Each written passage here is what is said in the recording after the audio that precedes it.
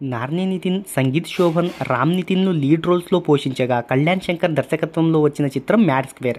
మార్చి 28న రంజాన్ కానుకగా ప్రేక్షకుల ముందుకు వచ్చింది ఈ చిత్రం.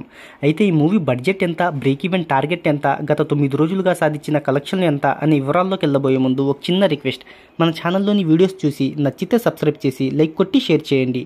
సాంకేతిక నిపుణుల రెమ్యునరేషన్తో పాటు ప్రమోషనల్ ఖర్చులు అన్నీ కలుపుకొని ఈ చిత్రాన్ని 40 కోట్ల రూపాయల బడ్జెట్తో నిర్మించారు. ఇక ఈ మూవీకి ప్రపంచవ్యాప్తంగా 20 కోట్ల రూపాయల ప్రీ రిలీజ్ బిజినెస్ జరిగింది. ఈ చిత్రం లాభాల్లోకి రావాలి అంటే 23 కోట్ల రూపాయల షేర్, 46 కోట్ల రూపాయల గ్రాస్ వసూలను రాబట్టాలి. ఈ మూవీ ఓవర్సీస్లో 8 రోజుల్లో 11.85 కోట్ల వసూలను రాబట్టింది. ఇండియాలో 42.9 కోట్ల గ్రాస్ను కలుపుకొని ప్రపంచవ్యాప్తంగా ఇప్పటివరకు ఈ చిత్రం 53.24 కోట్ల గ్రాస్ను రాబట్టింది. 9వ రోజు శనివారం వీకెండ్ కావడంతో ఈ మూవీ ఓవరాల్గా 30% ఆక్యుపెన్సీని నమోదు చేసుకుంది.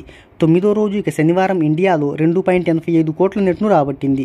ఈ కలెక్షన్స్తో ఇప్పటివరకు ఇండియాలో ఈ చిత్రం 42.75 కోట్లు, ఓవర్సీస్లో 12 కోట్ల చొప్పున మొత్తం ప్రపంచవ్యాప్తంగా 58.6 కోట్ల గ్రాస్ను రాబట్టింది.